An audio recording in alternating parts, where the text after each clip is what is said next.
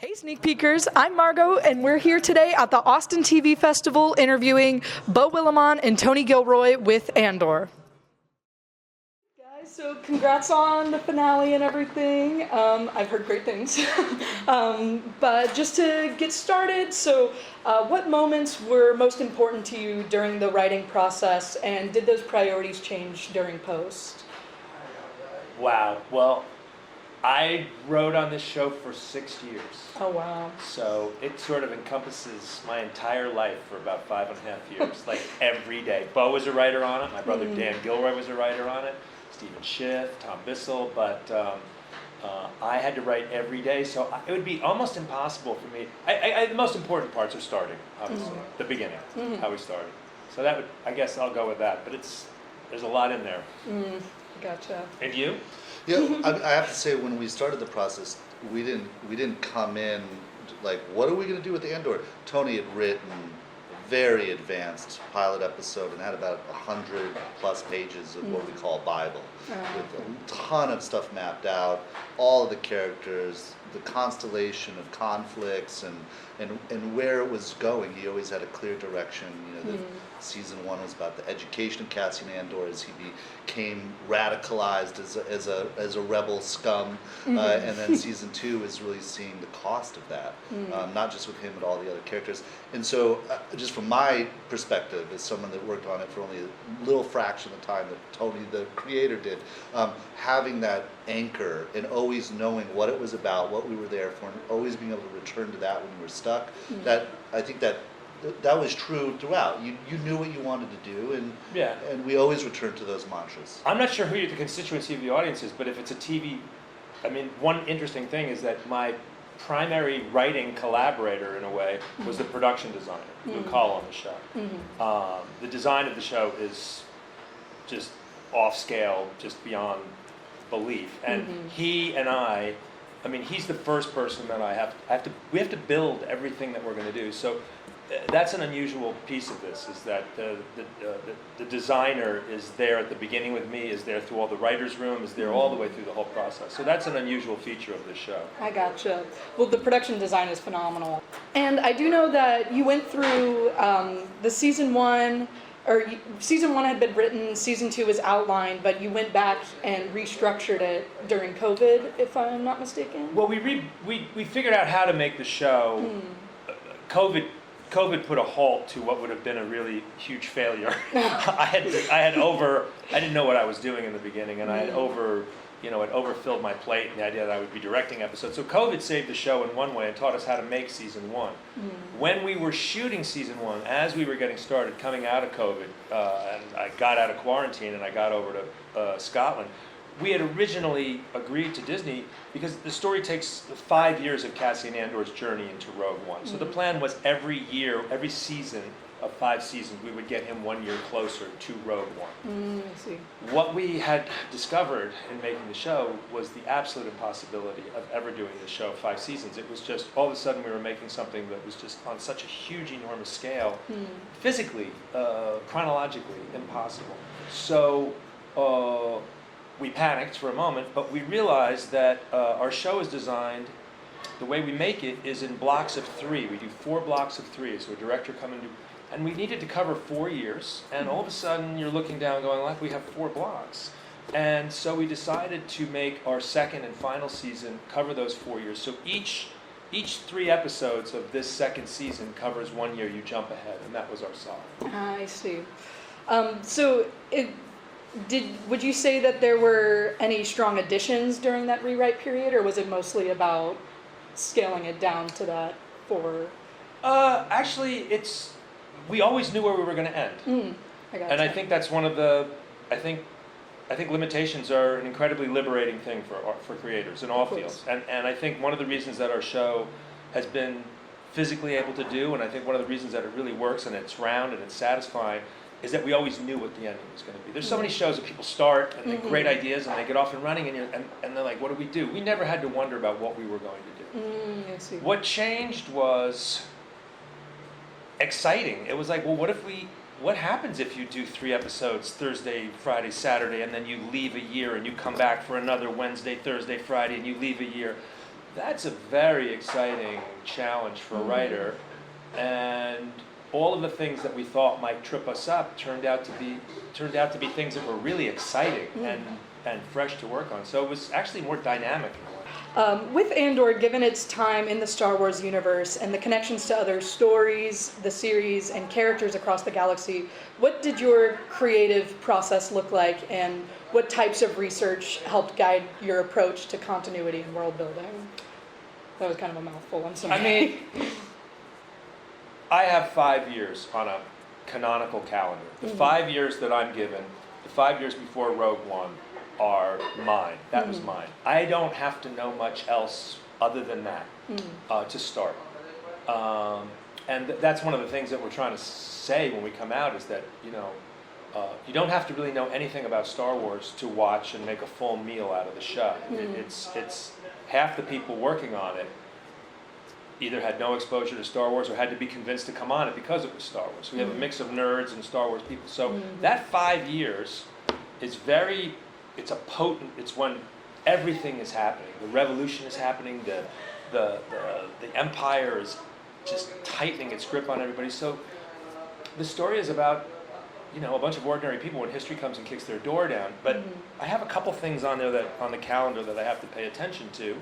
And if you think of Star Wars if you think of it sort of as the Roman Catholic Church in a way, there's a Vatican in San Francisco, there's Lucasfilm, and there are people there that are like Curia, and if you have questions, oh man, what does this look like? What happens here? There's always somebody there who can answer a question that you have that's specific. So I've become an expert over 6 years, but on a 5-year period of time. Does that make sense? Yeah. I would say on a broader level too, I mean, just from the perspective of the writers' room, all the writers in that room, and Tony more than any of us, huge history buffs. So we're also looking at human history going back millennia. I mean, we could be having a conversation, be like, well, the Spartan battle, or Hannibal at Cannae, or the palace intrigue during the restoration, you name it.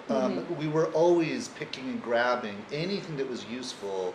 As nothing is a direct parallel to anything that happened in human history, but we were trawling, the chronicles of the human story to grab anything that might be of use. Yeah, because it is. I mean, the reason that I took it. I mean, why would I want to give 6 years, man? The reason to take it was such a huge piece of meat, such a huge canvas. Diego Luna, who I knew from Rogue One, who's just, I don't know if you've ever met him, but he's just an absolute, he is the gentleman he's just a superb person to be around, a great partner. But, really, someone's going to give you 1,500 pages to talk about revolution and oppression, and that's never going to happen again. So that was my buy-in, the opportunity to work on that. I gotcha. So going into a little, or I guess directed questions, I'll start with Tony. You've spoken before about how the story reflects people in the kitchen and not in the dining room. A story that is away from the Jedi, the Sith, and the royalty, but stories rooted in everyday people living under the Empire. How did you choose and find characters to flesh out the story of the rebellion? There are several characters that are legacy characters that I inherit. Mon Mothma, played by Genevieve O'Reilly. Obviously Diego Luna, Cassian Andor. There are one or two other. Ben Mendelsohn plays Krennic, who's building the Death Star. I have certain people that I'm. Forrest Whitaker, Saw Gerrera. But after that, it's mine, and I've become somewhat. I really like having a lot of characters. I'm carrying about 15 or 20 characters through the whole, that you care about, that I'm trying to make you care about, through 24 episodes. I don't know how it's a little bit unusual. You're a big character creator too. I mean, one of the advantages of TV is that you can write in a novelistic way. Yeah. You're trying to be Tolstoy, more than you are anything. You have this massive canvas, and so you can have a character that in any typical movie might get a couple scenes at best, and really think about their life, their arc, and how they interact interact and weave in and out of the sort of main character stories. And I think that lends a richness to it. You know, especially Tony always described it to us is this is the story of the gravel that paves the way to revolution. These are the forgotten people, the regular people, the people for whom Luke Skywalker, Han Solo, or Leia could not do what they do in A New Hope. If a lot of people hadn't done a lot of work and made a lot of sacrifice to get those plans to the people that needed them.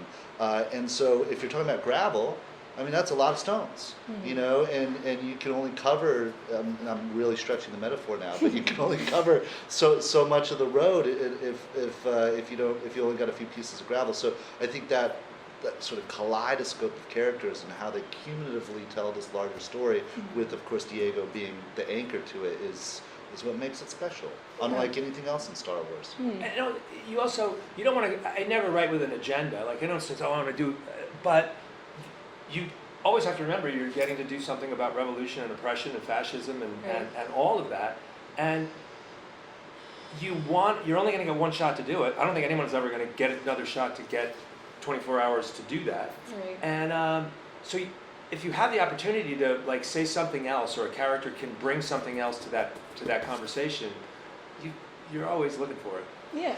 I'll give just one little example. There's a character, a bellboy, at the hotel in Gorman, where it's like sometimes you have little functional characters that need, you know, Cassie's got to check into a hotel, and so there's a little interaction there. But in Tony's room, every character was an opportunity. You're like, well, how do we make this guy stick out a little bit? And then like, well, what if he's part of the Gorman Underground? And then what? And then ideas start to blossom. He even got on my case. It's like, there's so much more you can do with this guy.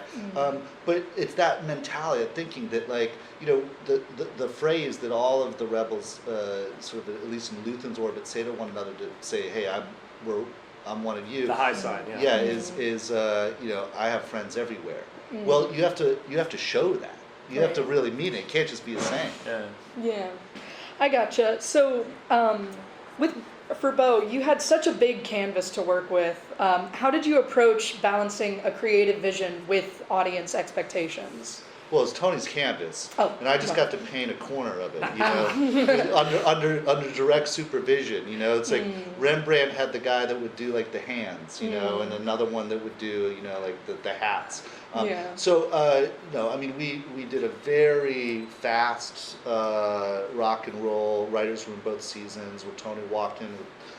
He had already put a lot of broad strokes there, and then we each went off and worked on our specific episodes, outlines and scripts, and eventually Tony, of course, would take over.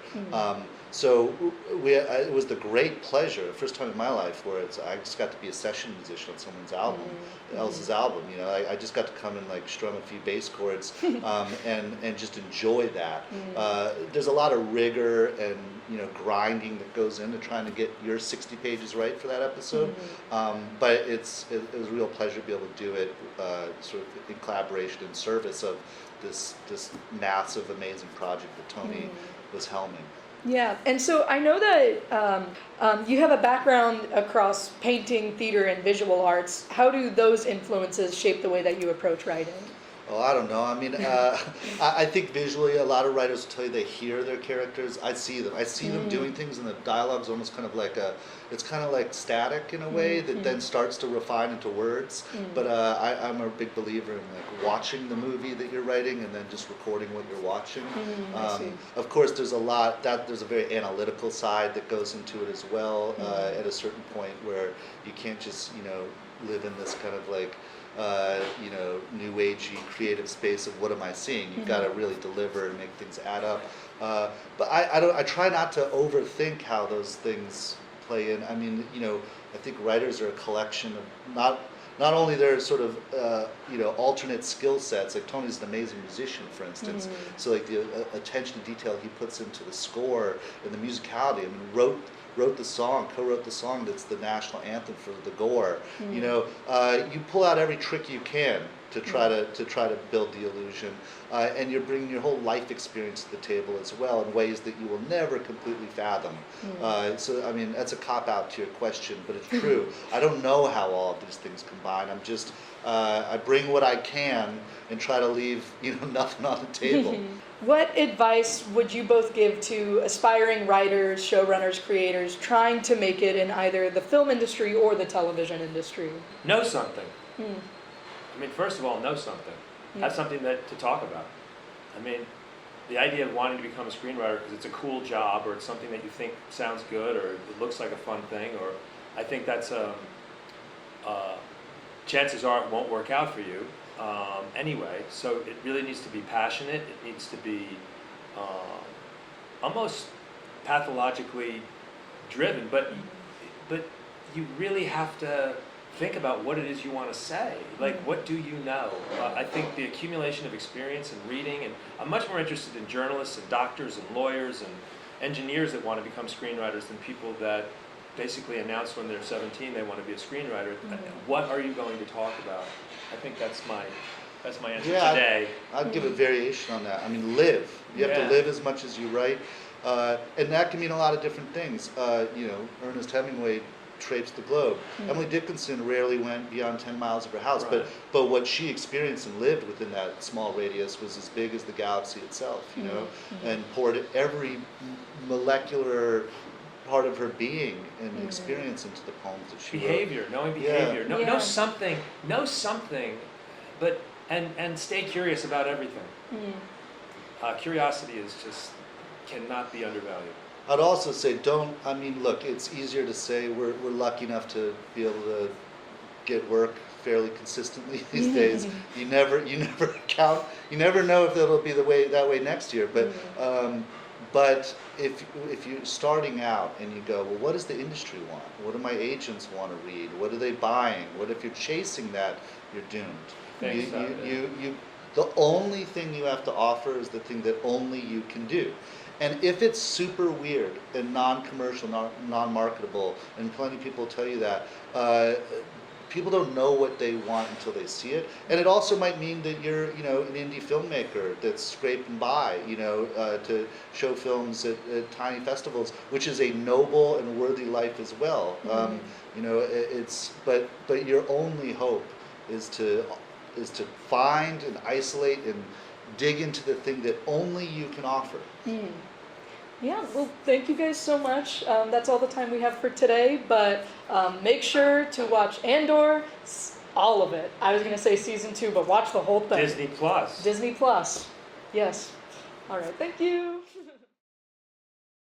For more ATX TV Festival content, you can check out our Instagram and YouTube down below.